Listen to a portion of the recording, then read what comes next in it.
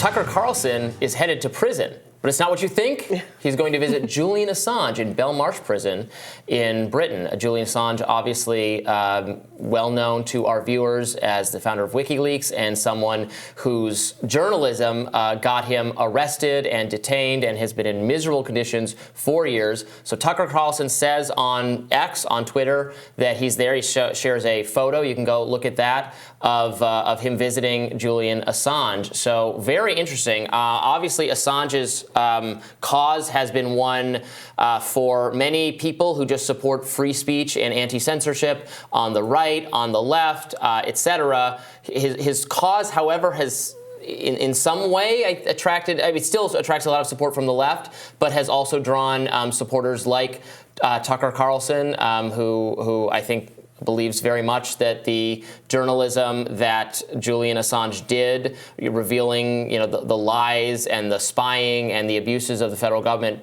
was valuable, and that I obviously can't speak for Tucker, but I suspect that's why he thinks highlighting this case is important. What do you think about this, Jessica? I think maybe Julian Assange just has a story to tell about doing crack and sleeping with President Barack Obama. It's just another one of Tucker's dedicated to following this story. He's going to get to the bottom of it. No, I think it's good that Tucker's taken interest in Julian Assange, right? Yeah. I think it's good that we have a figure on the right that wants to show that calling out the war crimes of the United States government, that making that known to the American people in the world, was a good contribution to society as a whole. That's good that Tucker's audience knows that. What will we gain out of him going to prison? The drama of it all, of course. I'm not sure what Julian Assange will share that he hasn't shared with Tucker Carlson already, but we can speculate the many reasons. I don't think he actually highlighting the plight of it for the Tucker audience is, I think, very good. Especially because Tucker's base is so attached to this idea that perhaps Tucker left Fox News because of his coverage on Ukraine, that he's been incredibly anti-interventionist. The timing of this all, with the escalation of the war in the Middle East between Israel and Palestine is interesting. But Tucker Carlson taking this approach of being very anti-U.S. intervention in Ukraine and now talking with Julian Assange, it is following a pattern. Yeah, I do think there's this interesting question of how much you can read into Tucker Carlson's editorial choices, if you want to call them that, into the broader conservative movement. I mean, Glenn Greenwald is one of the most principled people in the country, perhaps the world, when it comes to these free speech issues. And he has been someone who has been doggedly advocating to free Assange. He's someone who has been very consistent on both the war in Ukraine and the conflict in the Middle East, who has been covering these kind of issues with really clear eyes for decades. But there has been, I think, a tension that's emerged over the last 3 weeks since the Hamas attack on the 7th, where so much of the media landscape that purported to care a great deal about speech immediately flipped when it happened to be an issue that wasn't their issue. So you had people like David Rubin, who made their entire careers about being against cancel culture and being for speech, now championing the idea that a bunch of Harvard students have their names on the side of a doxing truck, or a Berkeley professor is writing in the Wall Street Journal that no one should hire his law students because they are, quote, anti-Semitic for supporting Palestine. So I do wonder if there are limits to some of the ideals that are articulated by some folks on the top in certain contexts, but whether or not they're going to transform, and whether the audience is really interested in a meaningful way, in kind of a movement-oriented way, in a way that could actually help to create political pressure to free Julian Assange. Or whether it's a kind of a more decorative, hey, this is another free speechy sort of a thing that I'm doing. Well, you want to talk about hypocrisies. Let's talk about, the Biden administration's hypocrisy on this, purporting to stand for democracy, purporting to stand for free speech, and their Justice Department still, seeking the extradition of Assange. Biden is very bad. Yeah. Spencer, what do you think Tucker's doing here? Yeah, I mean, Tucker's somebody who, to me, just strikes me as somebody who's fundamentally curious about things in the world and interesting people especially. And so we've seen, since he departed from Fox News and has his own show now on X, formerly Twitter, he's been doing interviews, as Jessica alluded to in her comments, with just very interesting people to sort of have a conversation and have that be publicly viewed. And I think this is no different. He wants to go in and maybe maybe Assange will reveal something new or something different than what he's told other people or that he's told Tucker before. But I think Tucker just really likes talking to these people and getting their story and having people, again, hear sort of with now especially less of a filter from any sort of media entity around him. And I think obviously it's working for him. He has a lot of viewers. He's doing well with the new show on X, Twitter, whatever we call it now. But I think it's just kind of him having adventures and bringing his audience along for the ride. That's sort of what his show was like at Fox a lot of the time. He had Michael Avenatti in his studio when he was at Fox to interview him, even though there's really, there was no serious journalistic reason to necessarily have somebody like that commenting on the news of the day. He did it because he was an interesting person who a lot of people were trying to figure out what was going on with him. And the result was, the best nickname that's maybe ever been put in a chyron on a television show. And so I think this is going to be fun to watch, interesting. Again, whether or not there's any new information, I don't think is necessarily the point. I think it's all about just having this conversation and having two guys just talking about what their situation is and what the United States is doing. And I think, people will watch. So go ahead. No, I just think it's about keeping the situation alive, keeping it in the public consciousness. We've interviewed Julian Assange's brother on this show a couple times. We get somewhat newsy updates about his condition, what he's going through, but the point really is to keep attention on the issue, is to create some kind of pressure on the administration to change tax. When I've talked to people seeking a presidential pardon or a commutation, or people doing that on their behalf, their ultimate goal is to have the issue be as salient in the news as possible. Right, but it's not a pressure campaign if there's no pressure. And so if this is the issue. I don't want to give Biden points. He doesn't deserve any. He obviously hasn't pardoned Assange. But there is a way that sometimes, my observation is of the right media ecosystem, that someone saying Assange, having Assange on, gets framed as the right is more invested in the freedom of Assange than the left is, when the left is not represented in the media sphere at all. The actual left. Biden is not the left. And I agree with every criticism of Biden. Not more so than the left, but more so than the Democratic Party. But again, the left is not the Democratic Party. That's what I intended to just say there.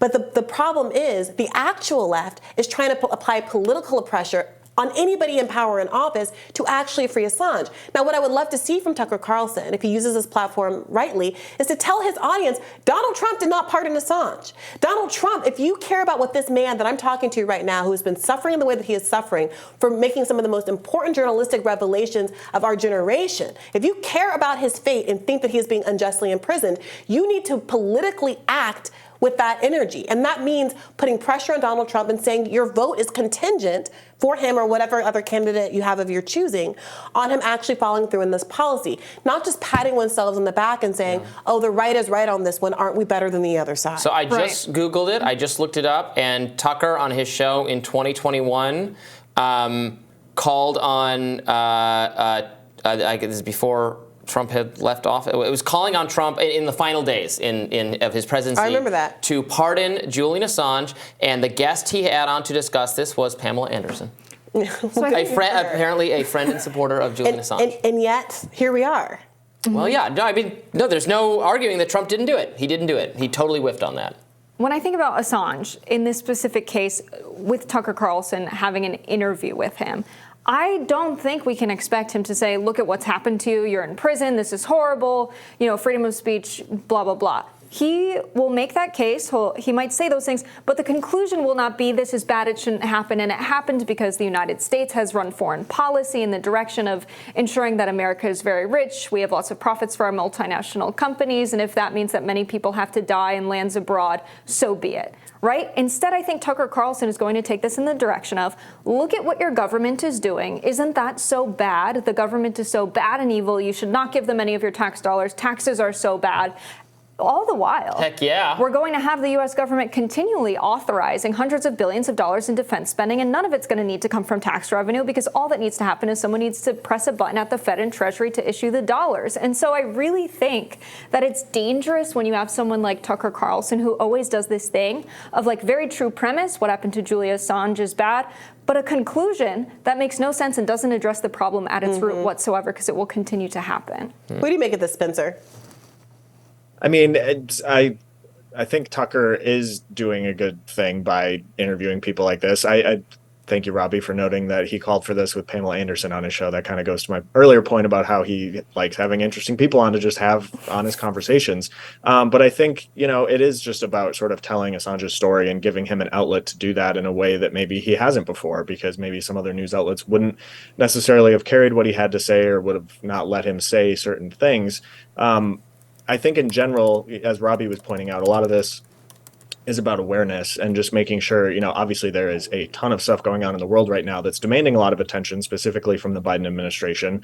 And so having a lot of people out there talking, whether it's on X or then bringing it up, with their friends and their people in their office, things like that, do actually end up moving the needle more so sometimes than just a direct call on Joe Biden, because a moment in time can be ignored, and he's got a lot on his plate right now and is probably looking forward to another long weekend at the beach in Delaware anyway. But I think, having sort of the grassroots of people on X, people on Twitter, being interested in this and wanting to see actual results. Again, like we said, Trump didn't do it. Biden hasn't done it yet. I think if anything's going to happen, it has to be sort of more of that grassroots thing to a point where it can't be ignored, because in a time like this, there's plenty of other things that take all the attention and take all the oxygen out of the room. Whereas on Twitter, you have this opportunity with Tucker and his show to actually focus on it for a little bit longer than maybe just one single call or one protest at the White House. As far as I can tell, the last time MSNBC talked about Julian Assange at all, there could be something more recent than this, but Googling the last article is Julian Assange extradition could mean even more legal trouble for Donald Trump. The WikiLeaks founder could say how much Trump knew about Russian election interference. They were salivating at the opportunity to question for the U.S. government to question Assange about Trump's alleged Russian culpability. I have no interest in defending MSNBC, but there are some people on MSNBC who regularly call for the freedom for Assange. Mehdi Hassan does so frequently. He did so most recently, in my recollection, on World Press Freedom Day back in May. We did a lengthy segment on why Assange should be free. Great. So it is a mixed bag. It is a mixed bag. And I would say, again, affirmatively, that the people who have been agitating and working politically for him to be free are, members of the political left. And so I hope that there's something that's good that comes out of this for Assange. More eyes on this is important. We don't need to divide it with left, right. Everybody should come together to put pressure to free Assange. Yeah, I think it's pretty telling that you have members of the left consistently, whether you want to look at the various media outlets that we have, Independent News, Democracy Now!, they have all been focused on the Julian Assange story for so long and consistently reporting on it, consistently reporting on all of the updates. You don't see Ben Shapiro and the likes doing it. No. And so that's why I think Tucker Carlson being the touch point is dangerous, because he's going to use this story as political fuel for his particular political perspective, which doesn't come to the solution that these kinds of war crimes committed by the U.S. military need to end, that this kind of foreign policy that's always operated in the direction of the U.S. extracting as much resources from foreign countries as possible, exploiting labor as much as possible. That's typically the lens you get from Tucker Carlson and the likes. It was a change to have members of the left or members of the right now saying, maybe we shouldn't give money to the war in Ukraine. This change from neoconservatives to now this small anti-interventionist faction of the right, which is really showing their face now Tucker with Israel. was part of that shift, right? I do want to give voice to the fact that I do think Fox News, frankly, is worse off in terms of not having any voice that even will superficially nod to the idea that there's two wings of this corporate-headed beast that's leading us onto all of these foreign conflicts. I think that's right. But at the end of the day, I would like to see Tucker, maybe he will start to do this more, especially now that he's away from Fox. I would like him to press the political levers to say, we have an open Republican field here. Are we going to get a competition among these candidates for who's willing to say, I want to free Julian Assange? We had a little bit of that on the debate stage on the left back in 2020 with people being asked the question, who here actually supports this?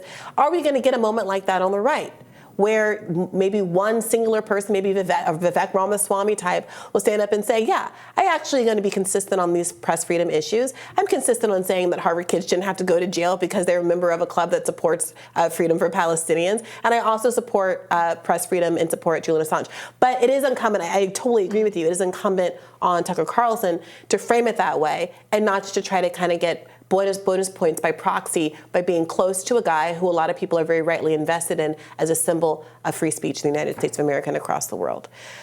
All right, Spencer, we'll give you the last word. Thank you. It's my honor.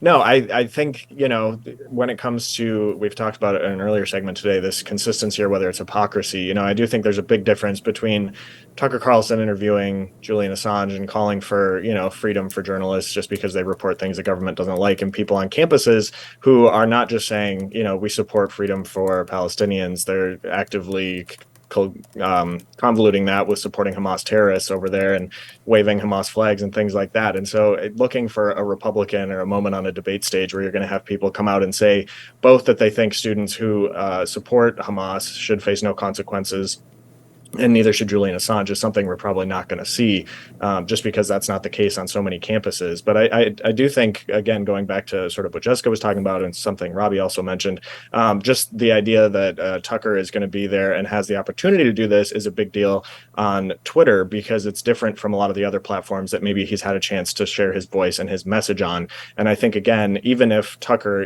has obviously tried back when he was on Fox News to call on Trump to issue a pardon or something like that, he still has the opportunity to issue that call again. Trump is the front runner. He didn't do it the first time around, but he could do it this time around. And that might be something where, again, he could say, I'm going to change my policy, because he hasn't done a lot of differentiating when it comes to what he did the first time around versus what he would do if reelected again this time. Well, you tell us, viewers, in the comments what you think about this, if you're excited to see Tucker Carlson talking to Julian Assange, and we'll be back with more Rising right after this.